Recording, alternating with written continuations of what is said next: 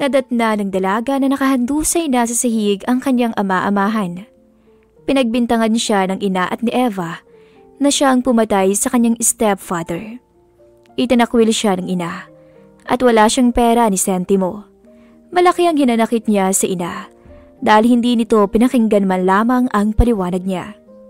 Naghanap ng abogado ang dalaga pero dahil wala siyang pera ay walang gustong tumulong sa kanya. Kaya naman kinapala na niya ang muka at lumapit kay Attorney Vitale, ang ex-boyfriend niyang nasaktan niya ng lubos. Papayag nga ito na maging lawyer niya. Pero ang kapalit naman ay ang pagiging maid niya at bed warmer nito sa loob ng 3 buwan. Papayag ba siya sa alok nito kung ang magiging kapalit naman ay ang mapapatunay nitong inosente siya? Mommy, nasan po kayo? Malakas ang tinig ni Cassandra nang hanapin niya ang kanyang ina. Walang sumagot kay Cassandra. Kauuwi niya lang galing sa trabaho. Medyo pagod pa siya kaya hindi na niya inalintana ang madilim nilang kabahayan. Madilim ang buong bahay at mukhang wala ni isang tao sa loob.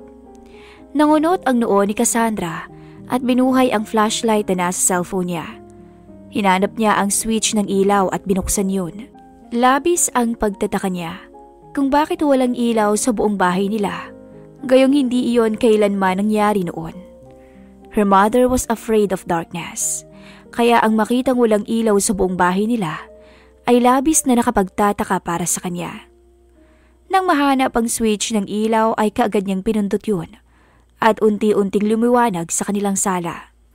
Patakbong umakyat ang dalaga patungo sa 2 palapag kung nasaan ang kanyang kwarto. Ngunit bago pa man siya tuluyang makapasok sa kanyang kwarto, ay napansin na niya ang nakabukas sa pinto ng silid ng kanyang ina at stepfather. Hindi niya alam kung bakit, pero parang may puwersa na humihilas sa kanya para pasukin ang kwartong yun. Kaya naman puno ng kuryosidad na lumapit doon si Cassandra at dahan-dahang pumasok sa loob ng kwarto. Mommy? Hanap niyang muli sa ina. Ngunit kagaya kanina ay wala pa ring sumagot. Binuhay ni Cassandra ang ilaw sa kwarto at ganoon na lamang ang gulat niya nang makita ang stepfather niya sa sahig ng kwarto. Walang buhay at naliligo sa sarili nitong dugo. Galit si Cassandra sa kanyang stepfather dahil sa paulit-ulit nitong pagtatangka na halayin siya. Ngunit hindi naman niya inaasahan na ganito ang mangyayari dito. Sandali, ang ina niya. Nasaan ang ina niya? Lumingali nga sa buong kwarto si Cassandra upang hanapin ang kanyang ina, ngunit hindi niya ito makita. Lalabas na sana ng kwarto si Cassandra para humingi ng tulong at hanapin ang ina nang dumating naman ang kanyang stepsister na si Eva. Nanlaki ang mga mata nito nang makita ang ama na walang buhay at saka puno ng galit na binalingan siya nito. Did you kill my father, Cassandra? Galit na tanong nito at saka sinugod siya. What? Galit siya sa lalaking yon pero hindi naman niya kayang pumatay, no? I did not, Eva. Galit ako sa ama mo pero hindi ko naman kayang pumatay. Huwag mo akong pagbibintangan. Sa'yo na rin ang galing. Galit ka kay Papa. Alam kong hindi tayo magkasundo pero sino ka para patayin ang ama ko? Hindi ko siya pinatay, Eva. Ano ba? Nakita ko na lang siya naduguan at wala ng buhay. You're a liar. Noon pa man, alam ko na malaki ang galit mo sa amin ni Papa. Galit ka sa kanya kasi siya ang pinili ng mama mo sa ama mo. Pero hindi ibig sabihin nun ay pwede mo nang patayin ang ama ko. Tatawag ako ng pulis at sisiguraduhin kong makukulong ka. Ngunit bago pa man tuluyang makatawag si Eva ng pulis, ay dumating na ang ina ni Cassandra. Kaagad itong sinaway ang dalawa na nagtatalo. Ngunit kaagad din naman na natigilan matapos makita ang asawa nitong nakahandusay sa sahig at wala ng buhay. Umiiyak na nilapitan ng ina ni Cassandra ang asawa nito. Your daughter killed my father, Tita Sunny, ani Eva. Galit na nilingon ni Cassandra ang kanyang stepsister. Hindi ko nga siya pinatay, Eva. Galit ako sa ama mo dahil ilang beses niya akong sinubok na pagtangka ang gasain. Pero hindi ko naman kayang pumatay. Umawang ang bibig ni Cassandra nang makita kung gaano kalamig ang tinging pinukulis sa kanya ng ina. Hindi ba to naniniwala sa kanya? No, it can't be. She is her daughter. At kung may dapat man tong paniwalaan ay siya yun. I didn't kill him, Mommy, please. Wika ni Cassandra. Gising po, Miss Cassandra. Wika ng babae. Napabalikuha si Cassandra at kaagad na nangunot ang noo. Takang pinagmasdan niya ang kinaroroonan at doon niya lamang napagtanto kung nasaan siya. Vitale Law Firm. Mapait na ngumiti sa kanya ang babae na nasa front desk. Panaginip. Panaginip na nangyari naman sa totoong buhay. Isang panaginip na isang malagim na bangungot para sa kanya ngayon. Walang naniniwala sa dalaga na inosente siya at walang kinalaman sa pagkamatay ng kanyang amain. Kahit na ano pang pagmamakaawa ang gawin niya, kahit lumuhod pa siya sa ina, ay hindi naman to naniniwala na inosente siya. She can't blame her though. Sa ilang taon na magkakasama sila sa iisang bahay, kasama ang stepfather niya, ay puro pagtatalo na lamang ang ginawa nilang dalawa. At panay ang pagsumbong niya sa amain na may masamang balak sa kanya. Noon pa man ay alam na niya na may pagkamanyak ang kanyang amain. Palagi siya nitong hinahawakan kapag silang dalawa lamang. Ang paraan ng pagtingin at pagngiti nito sa kanya ay alam mo talaga na may binabalak na masama. Ilang beses din itong tinangkang buksan ang pinto ng kwarto niya. Ngunit laking pasasalamat niya dahil hindi naman to kailanman nagtagumpay. Wala nang ibang mapuntahan si Cassandra. Kung kani-kanino na rin siya humingi ng tulong upang maging abogado niya. Pero ni isa walang handang tumulong sa kanya. Sino nga bang tutulong sa isang katulad niya na wala namang maipambayad sa abogado? Karamihan sa mga abogadong nakausap niya ay handang maging abogado niya basta't papayag lamang siyang maikama ng mga to. She's helpless, but she won't stop down that law. Hindi niya ibibigay ang pagkababaeng matagalan niyang pinakiiingatan para lamang mapatunayan na inosente siya. Nandiyan na ba si Atty. Alonzo Vitale? Kunot noong tanong ni Cassandra sa babaeng gumising sa kanya. Tumango ang babae. Nasa loob na po ng office niya. Sagot nito. Pwede ba akong pumasok? Kailangan ko talaga siyang makausap Ani Cassandra. Umiling ang babae. Pasensya na po, miss. Pero mahigpit pong ibinilin sa amin ni attorney na wag ka raw papapasukin sa office niya. Nagtiimbagang si Cassandra. Bagamat inasahan na niya yun bago pa siya pumunta sa law firm nito. Ngunit hindi pa rin talaga siya makapaniwala. Si Atty. Alonzo Vitale ang nag-iisa na lang niyang tsansa para maipagtanggol at mapatunayang inosente ang kanyang sarili. Wala siyang ipambabayad sa ngayon kay Alonzo dahil naka-freeze ang bank account niya. Pero malaki naman ang pananalig niya na matutulungan siya nito. Pero paano siya makakahingi ng tulong sa binata kung ang makausap lang siya ay hindi pa nito mapagbigyan? Kailangan niya na pong umalis, miss. Anas ng babae. Bigong tumango si Cassandra. Ayaw niya sanang umalis hanggat hindi nakakausap si Alonzo. Ngunit wala naman siyang magagawa kung ayaw nitong harapin siya. Paalis sa sana si Cassandra nang biglang dumami ang mga tao sa lobby. Naiwan si Cassandra, kaya naman kinuha niya ang pagkakataon na iyon para pasimpleng suyurin ang buong firm para hanapin ang opisina ni Alonzo. Hindi naman siya nahirapang hanapin dahil may pangalan naman ni Alonzo sa pintuan. Hindi na siya kumatok at basta-basta na lamang na binuksan ang pintuan ng opisina nito. Kaagad na nagtama ang mga mata nila ni Alonzo. Kita niya ang galit at matinding panganib sa mga mata nito. Napalunok si Cassandra nang makaramdam ng takot. Ngunit binaliwala niya yun. Puno ng kumpiyansa sa sarili na naglakad si Cassandra palapit sa lamesa ng binata. What the heck are you doing here, woman? Tila kulog ang boses nito na umaalingaw-ngaw sa kabuuan ng opisina nito. Nakaramdam ng kakaibang takot si Cassandra. Hindi siya maaaring magpadaig sa takot na nararamdaman. Dahan-dahang naupo si Cassandra sa visitor's chair na nasa harapan ng lamesa ni Alonso.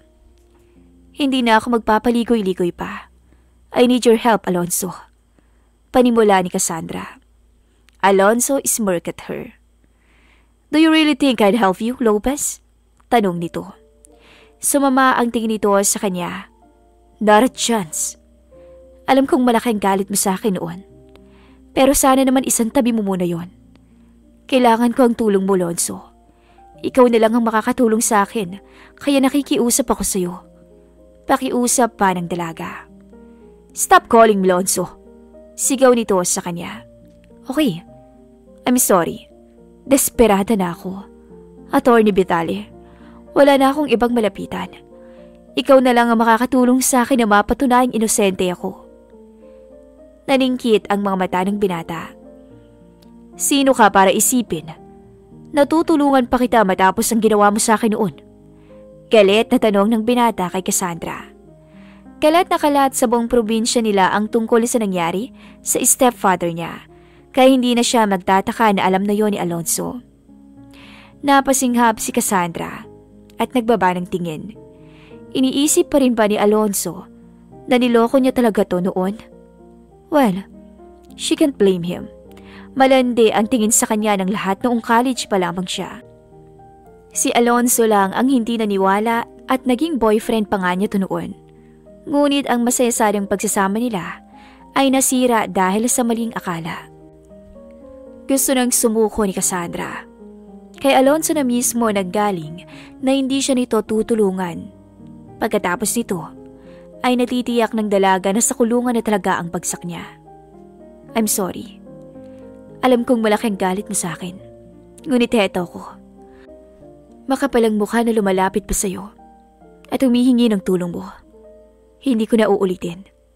Bigong ani ni Cassandra. Tumayo na ang dalaga at handa nang umalis nang biglang magsalita si Alonso. Namilog ang mga mata niya sa sinabi ng binata. I have a proposition for you, Miss Lopez. Anito. Umawang ang labi ni Cassandra at parang biglang nabuhayan. What is it? Tanong niya. Wala kang pambayad, hindi ba? I'll help you prove your innocence in exchange of being my personal maid for 3 months. Sagot nito. Personal maid ni Alonso for 3 months? Aba, sino siya para tanggihan yun? Aminin man niya o hindi, hanggang ngayon attracted pa rin siya sa binata. Gwapo na to noong college pa lamang sila. Pero mas lalo naman tong gumwapo. Ngayong isa na to sa pinakamagaling na abogado sa buong Pilipinas. Ang mapupungay at kulay bughaw ng mga mata ni Alonso. Ang kanyang matangos na ilong, kulay pulang labi, at ang magandang pangangatawan ng binata. Mula noon hanggang ngayon, matindi pa rin talaga ang epekto sa kanya. Personal maid for 3 months? Yun lang ba? Pagkatapos ba ng 3 buwan, wala na tayong magiging connection sa isa't isa? Siguro naman pagkatapos ng 3 buwan, mapapatunay na natin na inosente ako, hindi ba? Sunod-sunod na tanong ni Cassandra. Gusto sanang umasa ng dalaga na baka may iahaba ang 3 buwan. Gusto pa niya itong makasama ng matagal, pero alam niyang hindi naman yun maaari. Yes, I can certainly do that, Miss Lopez. Pero may isa pa akong gustong hingin sa'yo kapalit ng libreng serbisyo ko. Anito. Ano? I want you to be my bed warmer. Sagot ni Alonso. Napatigal-gali si Cassandra. Wala siyang makuhang sagot sa binata. Ano? Gusto nitong magtalik sila? Pero akala ba niya galit ang binata sa kanya? Hindi niya tuloy maintindihan kung bakit inalok pa siya ng ganoon ni Alonso. Kung tatanggapin ba niya ang gusto ni Alonso, gagawin nila ang bagay na yun? Ngunit, ano ang kaibahan ni Alonso sa naunang mga abogadong nalapitan niya para tulungan siya? Yes, iba si Alonso. Kasi hanggang ngayon, mahal niya pa rin ang binata na kung hihilingin nga nito ang bagay na yon, ay natitiyak ni Cassandra na agad siyang sasang-ayon. Anong kailangan kong gawin? Kailan magsisimula tong kasunduan natin? At kailan mo aayusin ang kaso ko? Tanong ni Cassandra. Alonzo looked at her angrily. Kaya mo talagang magpakababa ng ganyan, Cassandra? Napalunok si Cassandra. Kung ang kapalit ng mga gagawin ko para sa'yo ay mapatunayang inosente ako, ay gagawin ko, Alonzo. Wala akong kinalaman sa pagkamatay ng amain ko at yun ang gusto kong ipaalam sa sarili kong ina. Malalim na bumuntong hininga si Alonzo. Fine. Magsisimula ka na ngayon. Sa bahay ko ikaw maninirahan sa loob ng 3 buwan. Ngayon, ikuwento mo sa akin ang buong nangyari. Ani Alonzo. Inilahad ni Cassandra kay Alonzo ang nangyari ng gabing yun. Kabisadong kabisado pa rin ni Cassandra ang nangyari sa gabing yun kahit na 3 linggo na ang nakalilipas. Na para bang kahapon lang ang nangyari. Ang matinding bangungot sa kanyang buhay. Maging ang ilang beses na pagtatangka ng amain niya, nagahasain siya ay nakuwento niya rin kay Alonzo. Kailangan niya kasing sabihin ang bawat detalye para matulungan talaga siya nito. What? Galit na tanong ni Alonzo nang matapos maikuwento ni Cassandra ang mga ginagawa ng stepfather niya sa kanya. Hindi naman siya nagtagumpay sa mga pinaplano niya noon sa akin. Palagi akong nakakatakas. Sinubukan ko magsumbong kay mommy pero hindi siya naniniwala sa akin. Ang sabi niya lang, mahal daw ako ni Tito Stephen bilang anak niya kaya imposible ang binibintang ko. Hindi mo ba sinubukang magsumbong man lamang sa mga pulis? Nagbaba ng tingin si Cassandra at saka pinaglaruan ng kanyang madaliri. Hindi ko naisip noong mga panahong yun. Natatakot kasi ako na mas lalo lamang magkakagulo kung magsusumbong ako sa mga pulis. Ayaw ko rin na mas lalong magalit sa akin si mommy. Damn it, Cassandra. Mas pinili mong gawin sa'yo yun ang amain mo kaysa magsumbong sa mga pulis. Ano bang nasa isip mo? At ngayong patay na siya, ikaw naman ang pinagbibintang ang gumawa nun? Kaya nga ako humihingi ng tulong sa'yo. Gusto kong patunayan sa kanilang lahat na inosente ako, na hindi ako ang pumatay kay Tito Stephen.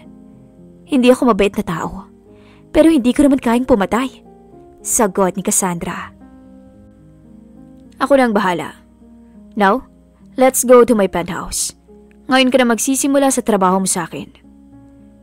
Pero, working hours mo pa. Aalis ka na kaagad? Masamang tingin lang ang pinukol ni Alonzo kay Cassandra. Natahimik ang dalaga at kaagad na sumunod sa binata nang maglakad to paalis sa opisina. Nilapitan pa muna ni Alonzo ang kanyang sekretarya at may mga ibinilin sa babae bago sila tuluyang umalis.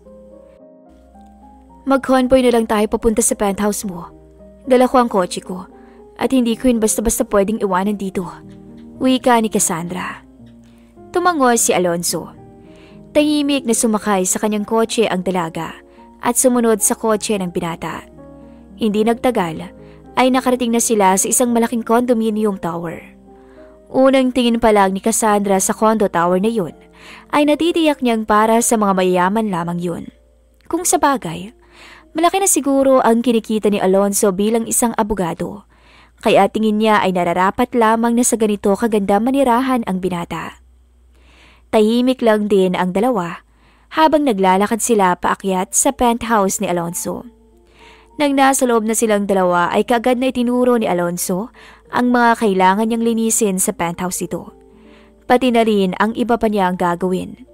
Ang sabi ni Alonzo ay siya na rin daw ang magluluto ng kakainin nilang dalawa, ang maglalaba ng damit ng binata at kung ano-ano pa. Game na game naman doon ang dalaga dahil kayang-kaya niyang gawin iyon. Ang huling pinakita sa kanya ni Alonzo ay ang magiging kwarto niya sa loob ng 3 buwan. Halos maiyak pa nga si Cassandra kung gaano kalaki at kalambot ang kamang mayroon siya. Halos 3 linggo na rin kasi na sa kotse niya lang siya natutulog dahil nagtitipid siya. Simula kasi nung mamatay ang stepfather niya, ay umalis na rin siya sa kanila. Ang huling alam ni Cassandra ay sasampahan siya ng kaso ni Eva. Pero hindi niya alam kung bakit hanggang ngayon ay wala pa ring mga pulis na tumutugis sa kanya. Ngunit magagayon man, ay inihahanda pa rin niya ang kanyang sarili sa mga maaaring mangyari. Humanap siya kaagad ng abogado. dahil natitiyak niya na iyon ang pinakamahihirapan siyang makahanap. Luckily, pumayag si Alonso na maging abogado niya. Nang matapos na si Alonso sa pagsasabi sa kanya ng mga bagay na kailangan niyang gawin, ay iniwan na siya nito. Siya naman ay naghanda na para makapagsimula na sa paglilinis. Napabuntong hininga na lamang si Cassandra nang sa wakas ay matapos na niyang linisin ang napakalaking penthouse ni Alonso. Inabot siya na higit 4 na oras bago matapos sa paglilinis ng buong penthouse. Paano ba naman? 7 bedrooms ang mayroon si Alonso. May gym, may office, may living room, dining area at kitchen pa siyang nililinis. Pagod na ang dalaga, ngunit hindi pa roon natatapos ang mga kailangan niyang gawin. 6:00 na ng gabi at kailangan na niyang magluto ng hapunan nila ni Alonso. Bukas na lamang siguro siya maglalaba ng mga damit ng binata.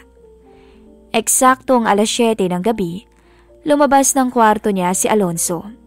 Saktong-sakto lang dahil katatapos lang din ni Cassandra na magluto ng sinigang na baboy.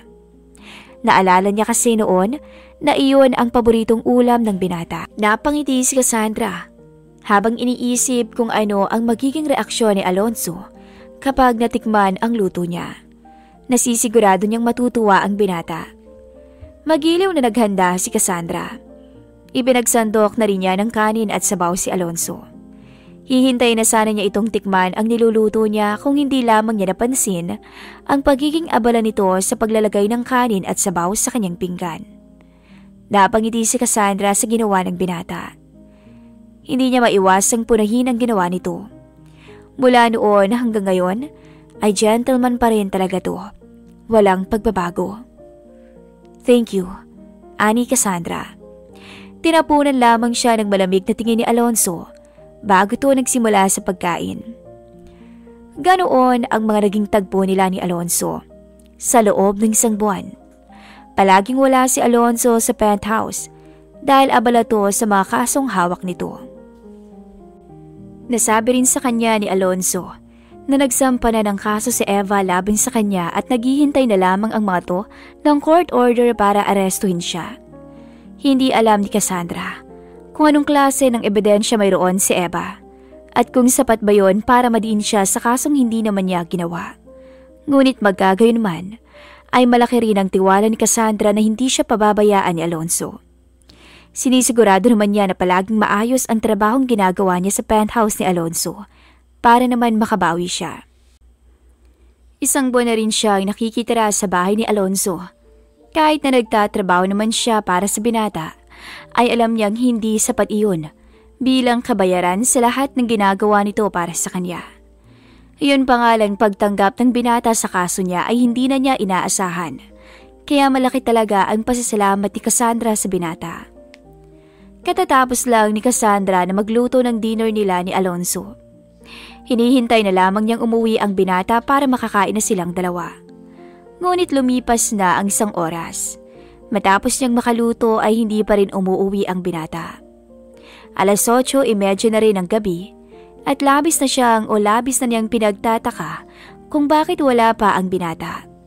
He should be at home now. Gustuhin man ni Cassandra na tawagin ang binata ay hindi naman niya magawa dahil wala siyang numero nito. Ilang minuto pang naghintay si Cassandra bago bumukas ang pinto ng penthouse. At pumasok sa loob si Alonso na pagewang-gewang.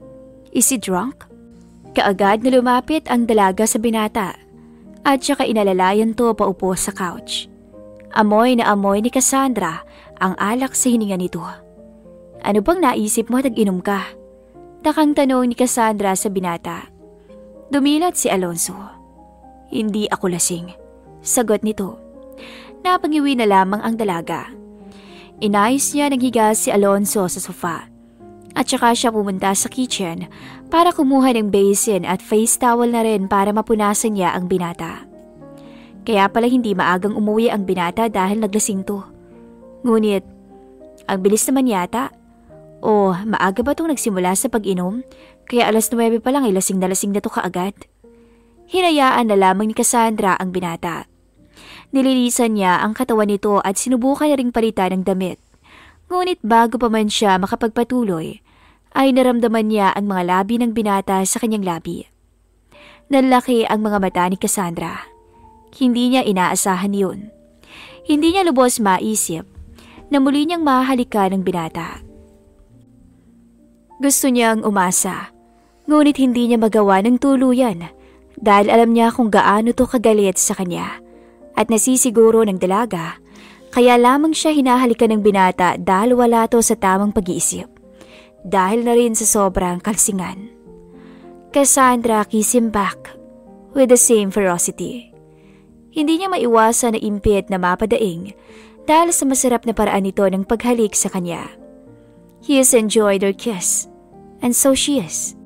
Walang pagtangging maramdaman si Cassandra sa sarili dahil gustong-gusto niyang pakiramdam ng paglapat ng mga labi ni Alonso sa kanyang labi.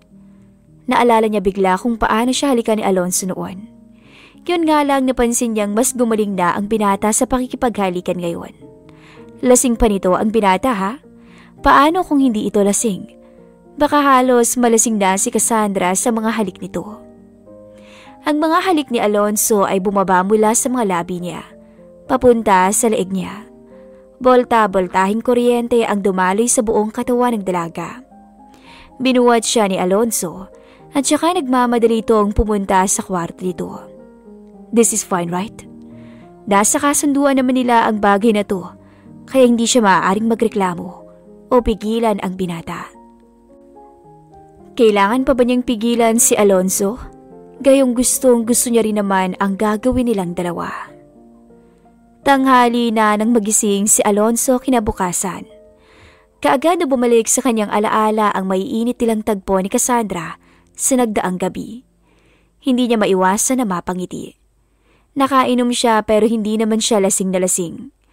Alam na alam niya ang mga pinaggagawa niya kagabi at alam niya kung ano ang nawala kay Cassandra. He took her virginity. He is her first. Hindi niya alam pero sobrang saya niya nang malaman yun. Kagabi naklaro sa kanya ni Marco, ang dati niyang kaibigan, na walang kasalanan si Cassandra sa nangyari noon.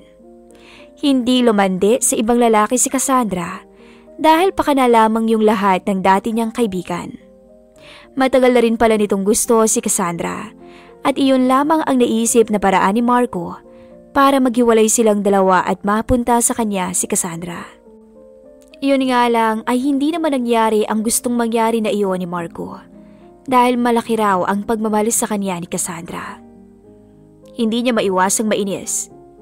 Nasuntok pa nga niya si Marco dahil ilang taon din niyang kinimkim ang galit na mayroon siya para sa dalaga.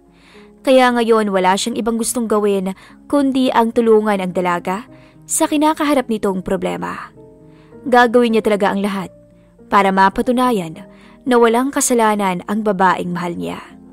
Hindi niya hayaang maghirap na naman ang dalaga. Babawi siya, ngunit hindi niya alam kung paano.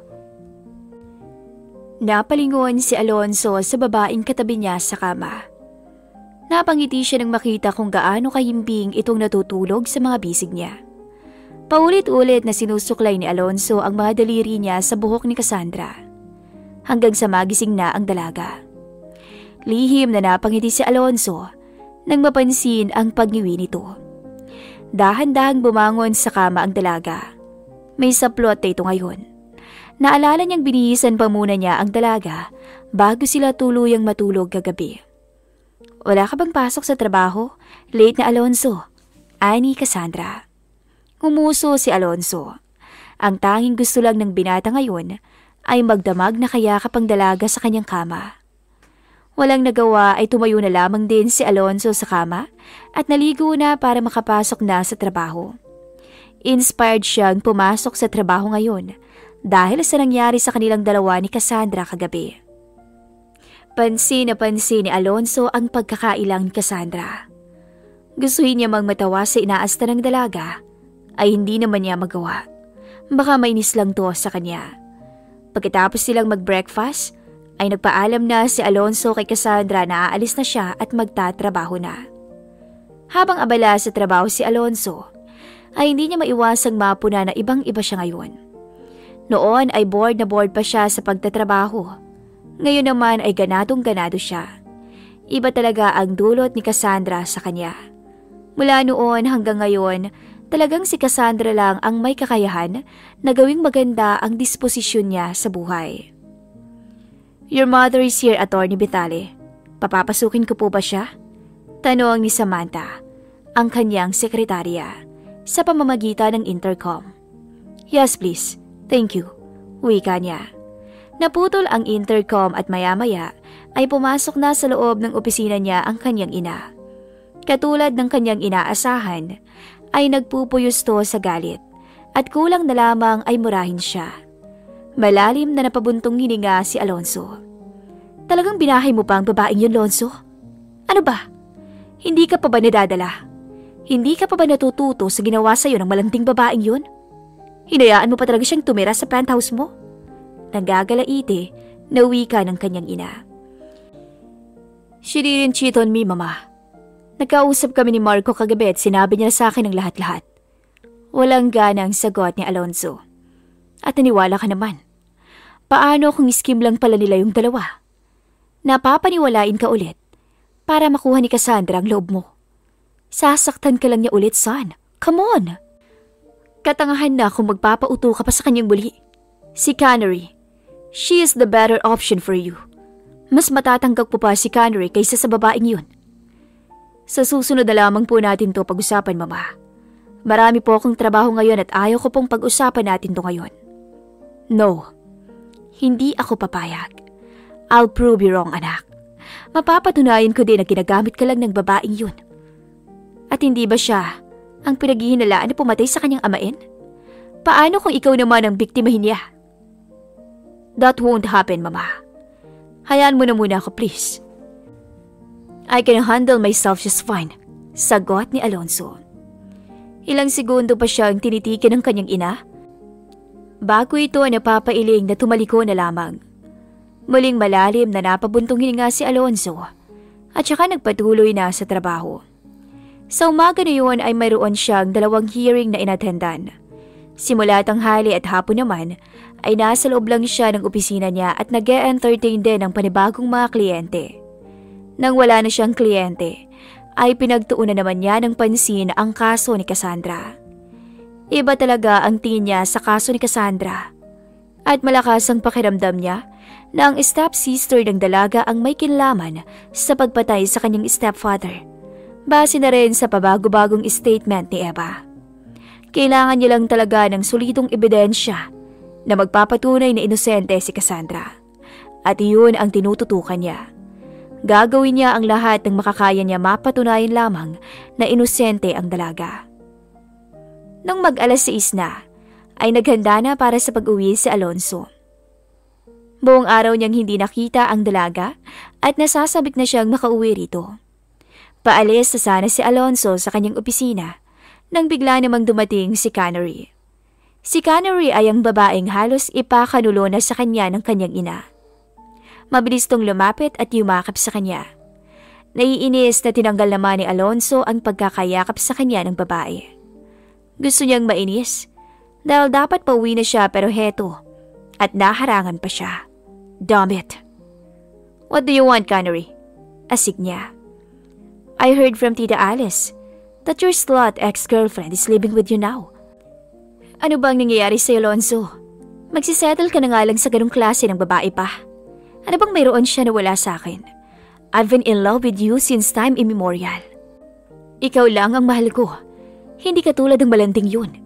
Hindi mo nga alam kung ilang lalaki na bang dumaan sa buhay niya." Wika ni Canary. Pagalit na binalingan ni Alonzo si Canary. Hindi siya bayolenteng tao, pero biglang gusto niyang manakit ng babae. Sino ito para sabihin ang mga bagay na yon kay Cassandra? Damn it! Parang saglit pa lamang niya na ipapadama ang galit niya kay Cassandra, pero heto. At marupok na naman siya at handa pang ipagtanggol ang babaeng yun. Wag mong pagsasalitaan ng ganyan si Cassandra, Canary. Hindi mo siya kilala. Anong hindi kilala? Hindi ba't iniwanan ka ng babaeng yun para sa ibang lalaki? Shut your fucking mouth, Canary. Hindi mo siya pagsasalitaan ng ganyan. Tumahimik ka at umalis ka sa opisina ko. Baka hindi pa kita matansya. At ano bang magawa ko sa'yo? Really, Alonso? Kaya mong gawin ang mga bagay na yan sa akin dahil lang sa babae na yun? Hindi na kumibo si Alonso at tuloy-tuloy na siyang umalis sa opisina niya. Ayaw na niyang makausap si Canary at kanina pa niya gustong-gustong umuwi kay Cassandra. Naririnig pa ni Alonso ang mga tawag sa kanya ni Canary pero hindi na niya ito inintindi pa. Pagkapark pa lamang ng kotse niya ay madaling-madali na siya sa pag-akyat sa penthouse. Ngunit hindi niya inaasahan na makikita niya si Cassandra sa labas ng penthouse niya. Nakasandali sa pintuan at natutulog. Dali-dali niyang nilapitan ng dalaga at ginising. "Bakit nandito ka sa labas?" tanong ni Alonso nang magising na si Cassandra. Sumimangot ang dalaga. "Lumabas kasi ako kanina para bumili ng sabon." Pinakita nito ang sabon na dala-dala. "Nakalimutan ko palang dalhin yung susi ng penthouse mo, kaya hindi ako makapasok. Sinubukan kong mahiram ng duplicate key sa front desk kanina. Kaso, tinarayan ako ng mga babae dun. Hindi sila naniniwala na sa penthouse mo ako nakatira." "Ilang oras ka na bang nakaupo dyan?" Ngumuwi si Cassandra. Kaninang tanghali pa. Nagtagis ang bagang ni Alonso at hindi makapaniwala sa kanyang narinig. Kinuha niya ang susi at kaagad na pinagbuksan si Cassandra ng pintuan. Binuhat na rin niya ang dalaga dahil tiyak niya ngalay na to sa pag-upo kanina. Nang masiguradong maayos na ang lagay ni Cassandra, ay dali-dali naman siyang bumaba sa front desk. Gigil na gigil siya at hindi na talaga siya magtataka kung masisigawan niya ang mga nasa front desk. Kung hindi dahil sa mga to, ay hindi sana mahihirapan si Cassandra. "What can we do for you, Atty. Vitale?" tanong ni Rica, isa sa mga babae sa front desk. Nagtagis ang bagang ni Alonso. "My girlfriend tried to borrow a duplicate key of my penthouse, but she told me you didn't give her. Alam ba ninyo na halos kaninang tanghali pa siya nakaupo sa labas ng penthouse ko? Hindi makapasok sa loob dahil hindi nyo malang binigyan ng susi." "I'm sorry, Atty. Vitale, pero sumusunod lang po kami sa policy na mayroon ng condo tower na to. Hindi po kami maaaring magbigay ng duplicate key sa ibang tao. At hangin sa inyo lang po na may-ari," ani Rica. "Call your manager. I want to talk to your manager," ani Alonso. Kinausap ni Alonso ang manager sa condo tower na yon. Walang nagawa ang mga ito nang mag-request siyang ipatanggal ang mga babaeng nasa front desk. Kaibigan niya rin kasi ang may-ari ng condominium tower kaya mabilis na napagbigyan ang gusto niya. Walang nagawa ang mga to. Serves them right, ha? Wala silang karapatan na gawin yun kay Cassandra, kaya nararapat lang sa kanila ang ginawa niyang pagpapatanggal sa mga to sa trabaho. Alonso was extra sweet and clingy. Yun ang napansin ni Cassandra sa mga nagdaang araw na magkasama silang dalawa ni Alonso. Sa mga araw na yun ay parang binabalik siya noong mga panahon na boyfriend niya pa ang binata. Naninibago si Cassandra sa paraan ng pagtrato sa kanya ni Alonso, pero hindi naman niya maikakaila ang tuwang nadarama. Palagi na rin siyang isinasama ni Alonso sa opisina nito. Maghapon lang siyang nakatambay sa opisina, habang abala naman si Alonso sa trabaho nito. Hindi niya rin maiwasang mamangha sa tuwing may kinakausap tong kliyente. Hindi lang talaga basta marunong na abogado si Alonso, kundi magaling na abogado.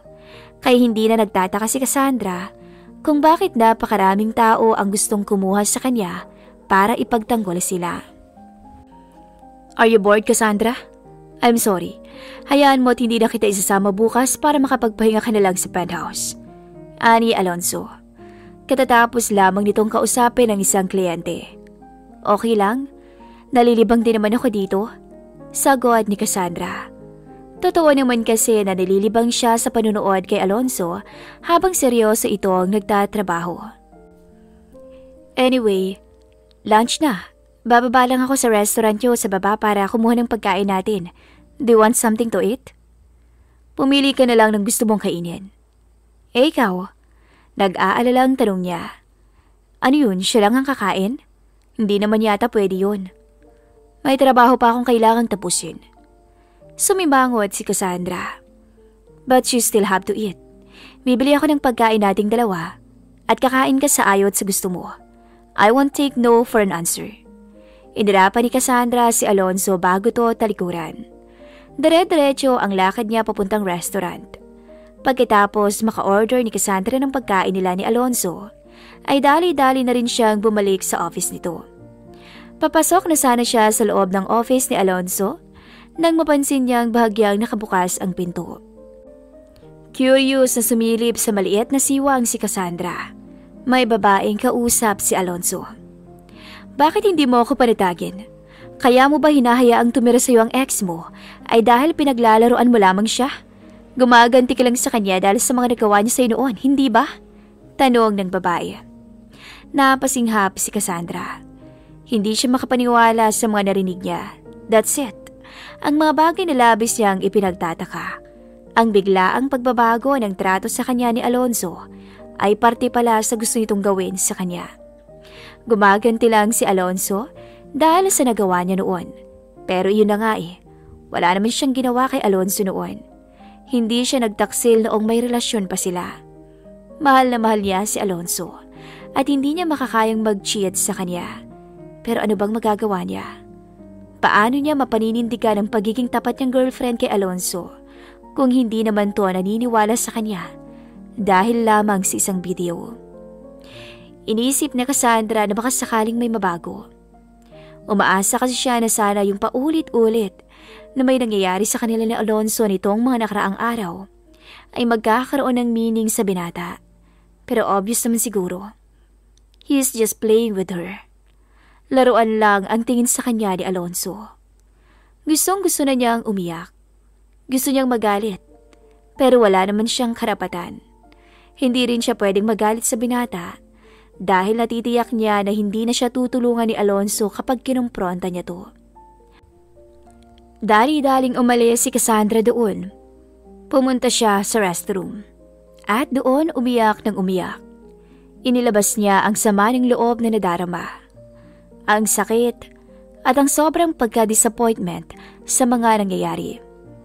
Cassandra felt so helpless. Walang nagmamalis sa kanya. Ang sarili niyang nanay ay naniniwala na kaya niyang pumatay. Ang amain niya na paulit-ulit siyang sinubukang gahasain. Bigla na lamang namatay. At ngayon ay siya pa ang pinagbibintangang may kasalanan nun. At ngayon naman, ang nag-iisang lalaking minahal niya ng sobra-sobra ay niloloko lamang pala siya at pinaglalaruan. Wala na bang mas titindi ba sa pinagdadaanan niya ngayon? Ano bang naging kasalanan niya para maranasan niya ang mga bagay na ito ngayon? Ang mga bagay na mahal niyang gawin noon ay hindi na niya basta-bastang magawa ngayon dahil sa takot niyang baka bigla na lamang may umaresto sa kanya. Takot siyang makulong. Kaya nga mas pinipili niyang magtago na lamang sa penthouse ni Alonzo. At pumapayag lang siyang lumabas na tulad dito ngayon dahil alam niyang hindi siya pababayaan ni Alonzo. Ngunit, ganoon pa rin ba ngayon matapos ang mga nalaman niya? Paano siya makakasigurado na tutulungan nga siya ni Alonzo na mapatunayang inosente siya? She's scared. Ilang minuto ang pag-iyak pa ni Cassandra sa restroom bago niya napagdesisyonang bumalik sa opisina ni Alonzo. Inayos na muna niya ang kanyang sarili at siniguradong hindi mahalata ni Alonzo na galing siya sa pag-iyak. Kung plano nga ni Alonzo na saktan siya ay pagbibigyan na niya to. Gusto na lang niyang matapos ang lahat at kung ang makita siyang nasasaktan at nahihirapan ang tanging hangad ni Alonzo ay pagbibigyan niya. Hahayaan na niya to sa gusto nitong mangyari. Wala na rin namang mawawala sa kanya Ubos na siya. Saan ka galing? Ang tagal mong bumalik. Bababa na sana ako para puntahan ka sa restaurant. Salubong sa kanya ni Alonzo. Ngumiti ng bahagya si Cassandra. Ang galing talagang magpanggap ni Alonzo. Pasensya na. Nahihirapan lang ako sa pamimili ng pagkain natin. Pero heto, kumain na tayo. Marami ka pang trabaho, hindi ba? Tumango si Alonzo at sabay na silang kumain ng tanghalian. Pagkatapos silang kumain ng lunch ay muling bumalik na sa pagtatrabaho si Alonzo. May pinahiram naman sa kanyang iPod si Alonzo at doon siya nanunood ng mga movies habang hinihintay na matapos si ginagawa nito si Alonzo. 5:00 ng hapon nang matapos na si Alonzo sa lahat ng mga kailangan nitong gawin. Niyaya pa siya ng binata na mag-dinner sila sa labas pero hindi na siya pumayag. Nagdahilan na lamang siyang pagod na siya at gusto nang magpahinga. Mabuti na lang at hinayaan naman siya ni Alonzo at nagsabing o-order na lang daw para sa dinner nila. Cassandra is silently treating him. Inis na si Alonzo at gusto na niyang magreklamo sa dalaga. Ngunit hindi naman niya to makausap ng matino dahil palagi na lang tong nagbibingi-bingihan sa tuwing sinusubukan niyang kausapin to. 1 linggo nang ganito sa kanya ang dalaga at hindi na niya alam kung ano bang nangyayari dito at kung ano bang problema nilang dalawa. Wala naman siyang ginawang masama at maayos naman silang dalawa bago siya tratuhin ganito ni Cassandra. Tuloy ay hindi niya masabi-sabi kay Cassandra ang progress niya. Nakausap na kasi niya ang ina ng dalaga at nagkasundo silang tutulong to makahanap ng ebidensya. Buong akala ni Alonzo, nakagaya sa iniisip ni Cassandra ay wala na talagang pakialam sa kanya ang ina. Ngunit mukhang nagkakamali lang ang dalaga. "You've been avoiding me, Cassandra," wika ni Alonzo nang makakuha ng pagkakataon. Wala siyang trabaho ngayon at nasa penthouse lang silang dalawa ni Cassandra. "Hindi abala lang talaga ako sa mga inaasikaso ko dito sa bahay mo. Ayaw ko lang na hindi magawa ng maayos yung trabaho ko," sagot ng dalaga. Napabuntong hininga si Alonzo. Natitiyak niyang nagsisinungaling ang dalaga, ni hindi nga ito makatingin sa kanya. Nagtagis ang bagang ng binata at saka iniwan na lamang ang dalaga sa salas. Pumanhik siya sa kanyang opisina at halos itaob na ang kanyang working table sa sobrang inis. At kung hindi nga naman sinusubukan ang pasensya niya, nagngingit-ngit na siya sa galit, tapos ay makakatanggap pa siya ng tawag sa ina. Ayaw na sana niyang sagutin ang tawag nito dahil natitiyak niyang kukumbinsin lamang siya nito na paalisin na si Cassandra sa kanyang penthouse. Pero hindi niya magawa. He can't be rude to his own mother. "Hello, Ma," sagot niya. "I set up you for a dinner date with Canary tonight in Globanis at 8. You should go, Iho," wika ng kanyang ina. Malalim na bumuntong hininga si Alonzo. "Marami akong inaasikasong kaso ngayon, Mama. Hindi ko na po maisisingit ang dinner kasama si Canary." "Marami ka nga ba talagang inaasikaso? O inuuna mo lang asikasuhin ng malanting babaeng yan?" "Alonzo naman, ang tali-talino mo ngang abogado at napakahusay mo, pero nagpapakabobo ka naman sa isang babae. Hindi ka pa ba nadala nun? Gusto mo pa ba talaga ng paulit-ulit kayang saktan? Yun ba ang gusto mo?" "Mahal ko si Cassandra, Mama. Mula noon hanggang ngayon, wala akong ibang minahal na babae kundi siya lang. Alam ko na po ang totoo ngayon. At nasabi na sa akin ni Marco na hindi ako niloko ni Cassandra noon. Kaya gagawin ko ang lahat para magkaayos kaming dalawa." "But you are successful now, son. Pwedeng-pwede mong makuha kahit sinong babaeng gusto mo. Canary is the better option for you. Anak, kung may babae ka man na dapat pahalagaan at pahalin, ay siya lamang ang nakikita kong karapat-dapat para sa'yo." "Sa susunod na lamang po natin to pag-usapan, Mama. Pagod po ako at day off ko ngayon. Gusto kong magpahinga." Nagpaalam na si Alonzo sa kanyang ina at ibinaba na ang tawag. Pagkatapos niyang makipag-usap sa ina ay walang paalam naman siyang umalis. Gusto niyang suyuin si Cassandra upang magkaayos na sila. Pumunta si Alonzo sa isang flower shop at binili ang paboritong bulaklak ni Cassandra, sunflowers and red roses. Bumili na rin si Alonzo ng paboritong tsokolate ng dalaga. Ang corny-corny pero excited na siyang makita ang reaksyon ni Cassandra kapag ibinigay na niya ang mga binili. Sana naman ay magkaayos na sila. Nang mabili na ang lahat ng kailangan niya ay dali-daling nagmaneho si Alonzo pabalik sa kanyang penthouse. Ang tuwa at excitement na nararamdaman niya kanina ay bigla-biglang naglaho nang ang kanyang ina na lamang ang nadatnan niya sa loob ng kanyang penthouse. "Where is Cassandra, Mama?" tanong ni Alonzo. Labis-labis ang pagtitimpi niya upang hindi masigawan ng ina. "She left with her lover. Sabi ko naman sa iyo eh." Malandi talagang babaeng yun. Mabuti na lamang at nahuli ko sila ng kalaguyo niya at napaalis ko sila kaagad. Nangunot ang noo ni Alonso. Hindi siya naniniwala sa sinasabi ng kanyang ina. Minsan na siyang nalinlang sa sabi-sabi ng mga tao sa paligid niya at hindi na siya papayag na mangyari ulit yun. What did you do to her, Mama? Alam kong hindi umalis si Cassandra dito. Hindi siya aalis dito at mas lalong hindi siya aalis kasama ang kalaguyo niya katulad ng sinabi mo. Tell me the truth pa, please. He begged her mother.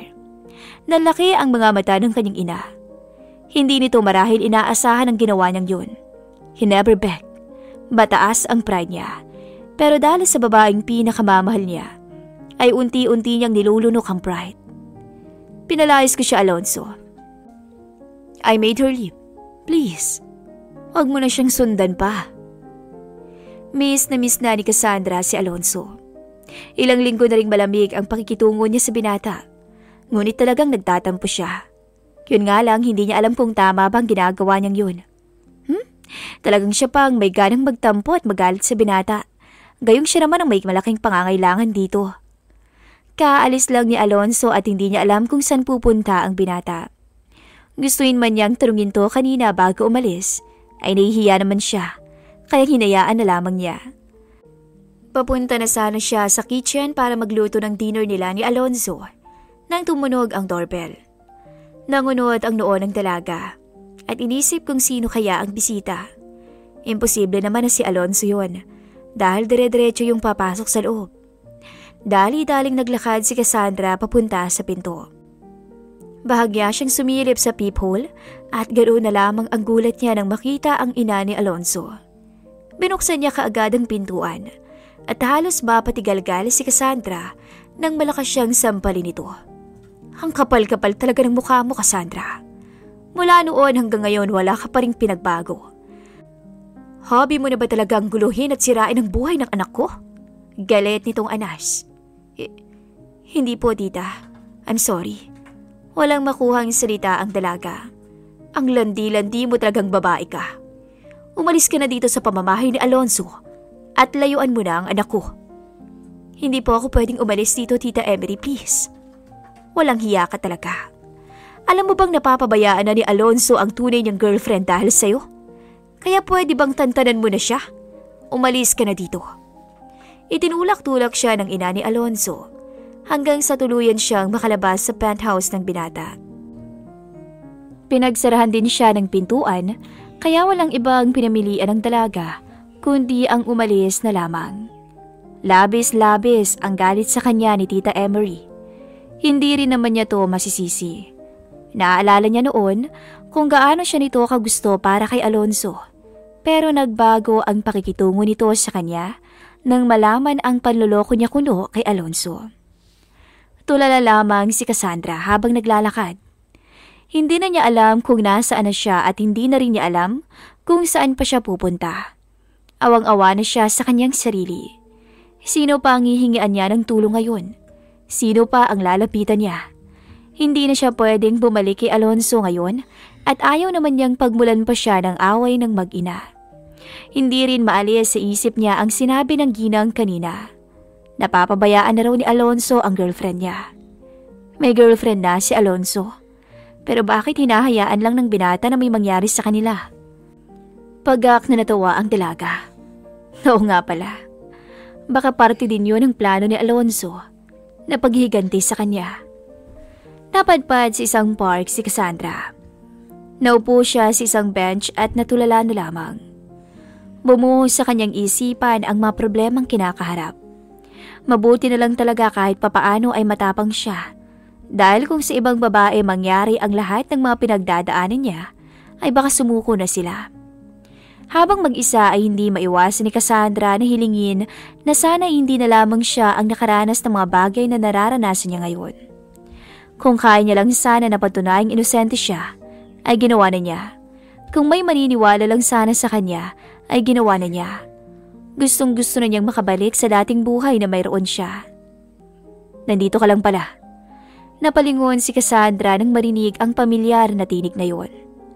Hindi niya alam kung bakit biglang parang gumaan ang pakiramdam niya nang makita si Alonso. Nag-iwas ng tingin si Cassandra. Pasensya ka na. Nagmamadali kasi akong umalis kanina kaya hindi ko na naisip pang magpaalam sa'yo. Bakit ka ba umalis? Takang tanong nito. Ha?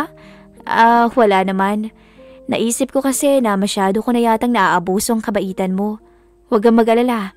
Hahanap na lang ako ng ibang abogado na tutulong sa akin. Alam kong may 3 buwan tayong kasunduan pero mukhang babaliin ko na naman ang pangako ko sa'yo. Do you really have to leave, Cassandra?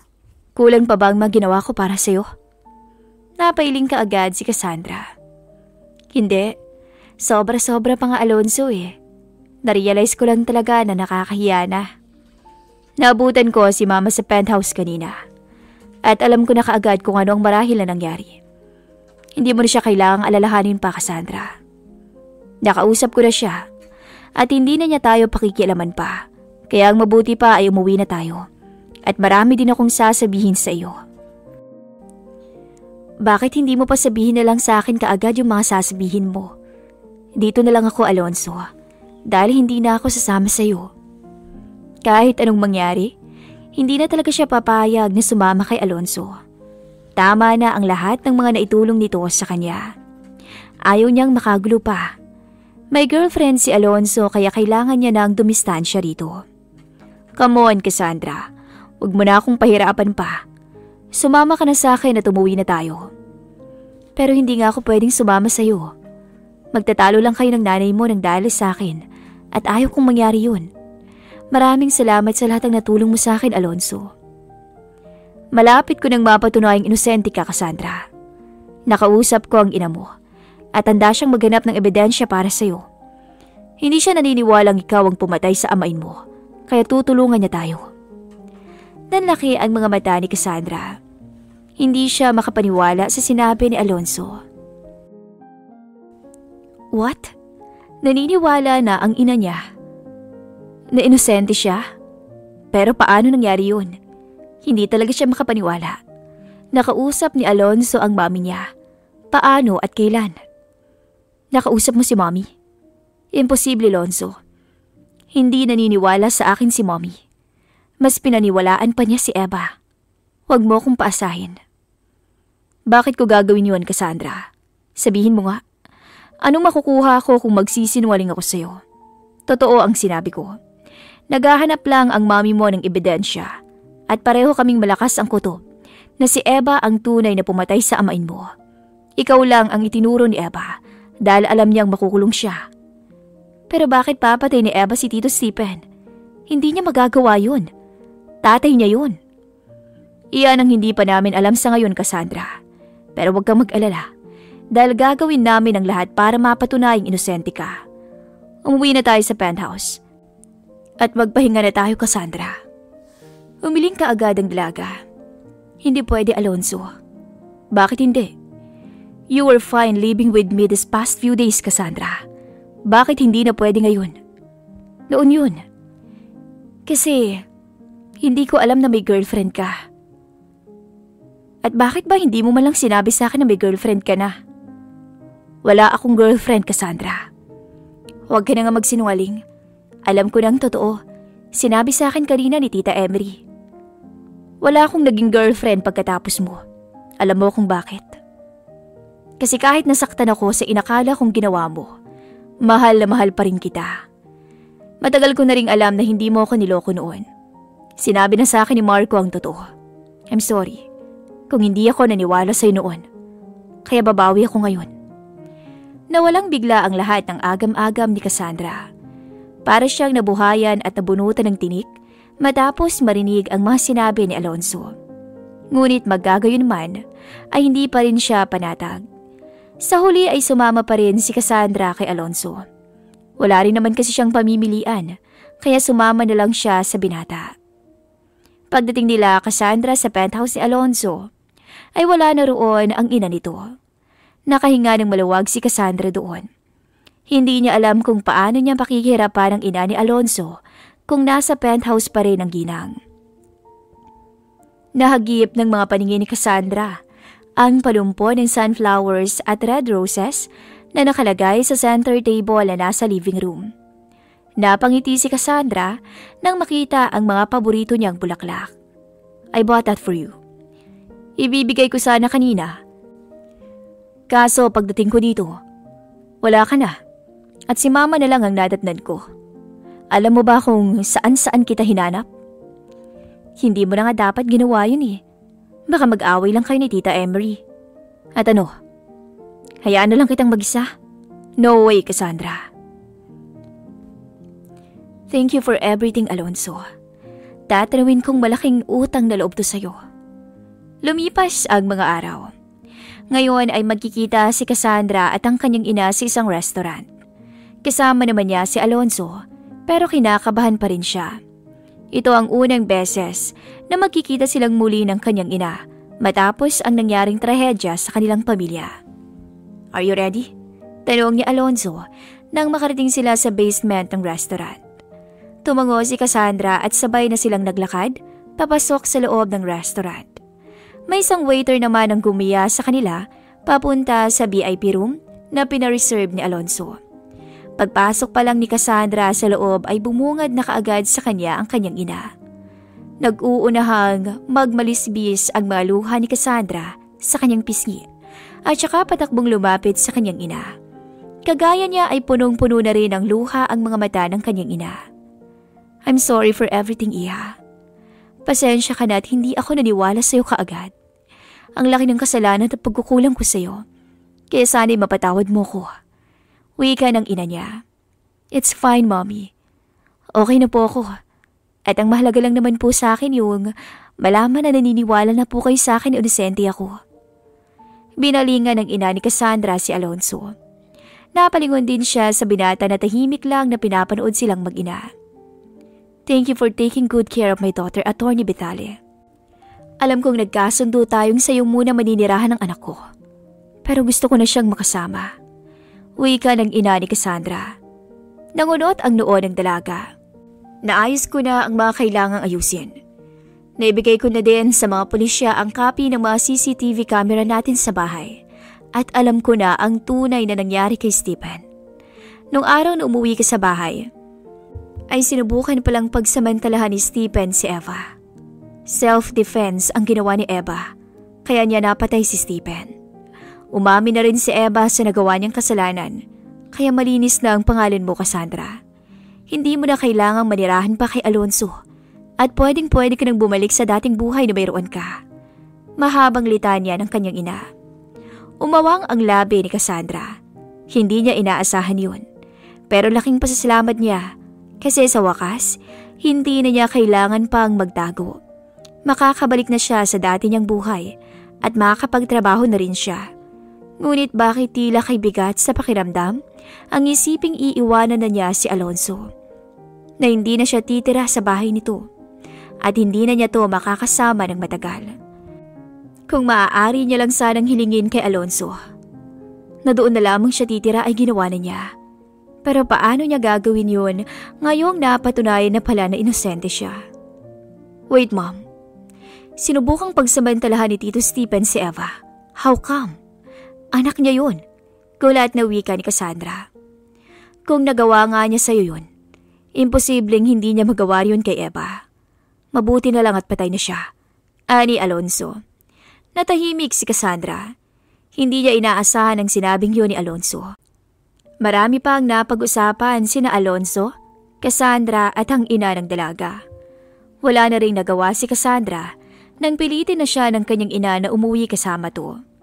Hinihintay pa nga niyang umalma si Alonso o tumutol man lang, ngunit wala naman tong ginawa. Pagkatapos silang mag-usap na tatlo, ay umuwi na rin si Cassandra kasama ang kanyang ina. Bago sumama ang dalaga sa kanyang ina, ay nakapagpaalam pa muna siya kay Alonso at nakapagpasalamat sa binata sa lahat ng mga naitulong nito sa kanya. Akala ni Cassandra ay sa bahay kung saan natagpo ang patay ang Tito Stephen niya sila maninirahan ng kanyang ina. Ngunit laking gulat niya nang sa dating bahay nila sila umuwi. Ang dating bahay nila na itinayo at ipinundar ng kanyang tunay na ama.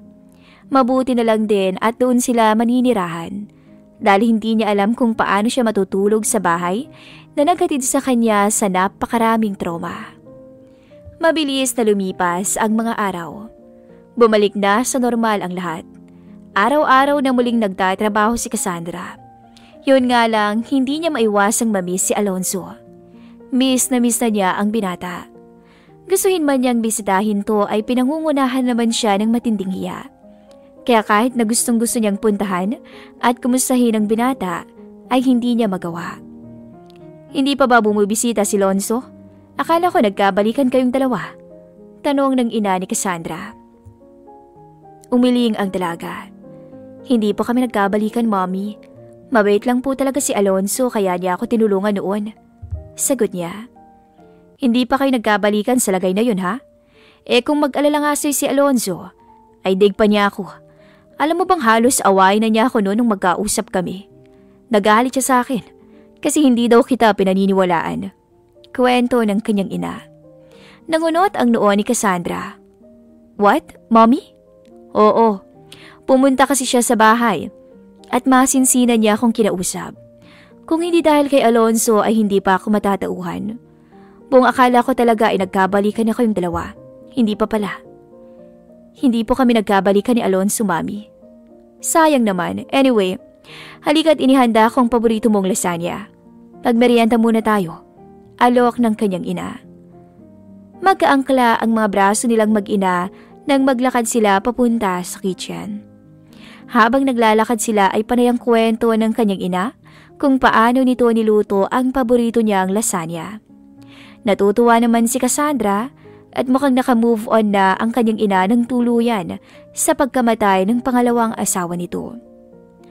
Noong unang araw nang makabalik sila sa bahay nila, ay lumuhod pa sa harapan niya ang kanyang ina at paulit-ulit na humingi ng tawad sa kanya. Labis-labis daw ang pagsisisi nito sa nangyari sa kanya. Kaagad naman niya tong pinatawad. Sino ba siya para hindi patawarin ng kanyang ina? Noong isang araw naman, ay binisita nilang mag-ina si Eva sa kulungan. Nakakulong na to si ginawa sa ama, ngunit pareho naman si Cassandra at kanyang ina na tumutulong para makalaya kaagad si Eva. Manang Flor, pakiredy naman po yung lasagna na niluto ko para kay Cassandra. Kakainin na namin ngayon. Magiliw na wika ng kanyang ina. Tumalima naman kaagad ang katulong at kaagad na sinunod ang utos ng kanyang ina. Pagkalapag pa lamang ni Manang Flor ng lasagna sa harapan nila, ay kaagad na nanuot ang amoy noon sa ilong ni Cassandra, dahilan para mapaduwal siya. Naiiyak na si Cassandra habang patuloy pa rin sa pagduduwal. Ilang araw na rin na ganito ang nangyayari sa kanya at hindi na niya maintindihan ng sarili kung bakit siya nagkakaganito.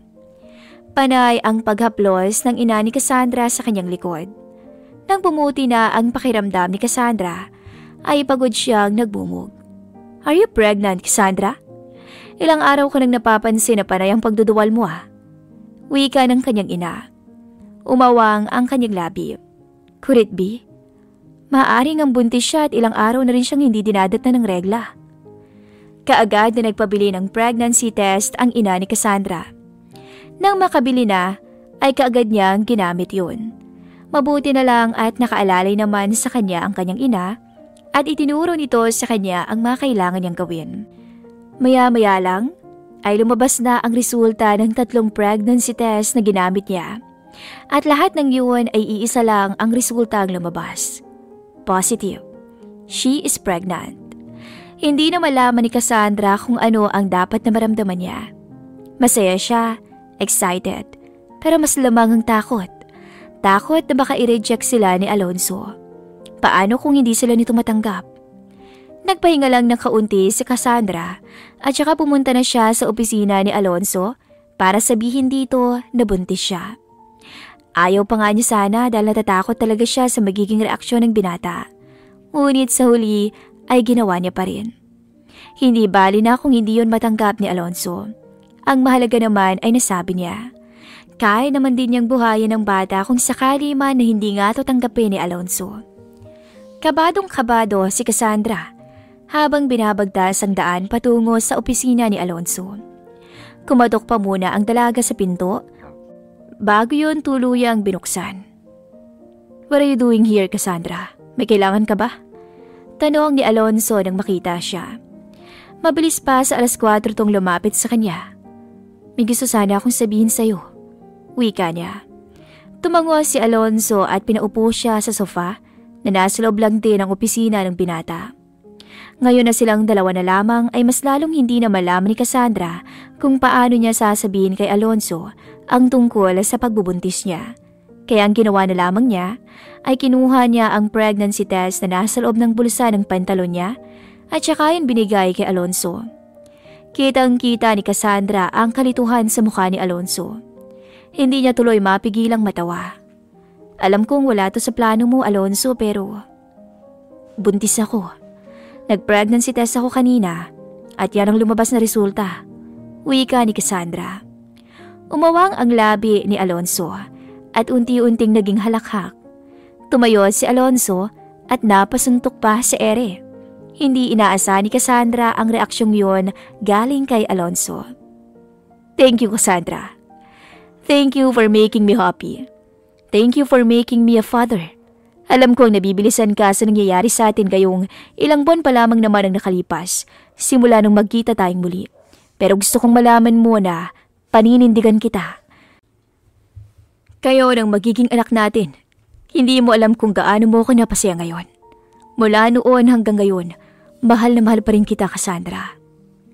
Napangiti si Cassandra sa sinabing yon ni Alonzo. Hindi naman siya nadadalian eh.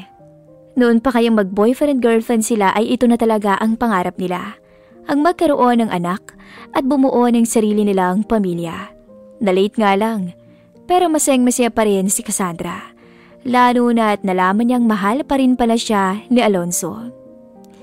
Mahal na mahal din kita, Alonzo. Mula noon hanggang ngayon, wala akong ibang minahal kundi ikaw lamang. The end.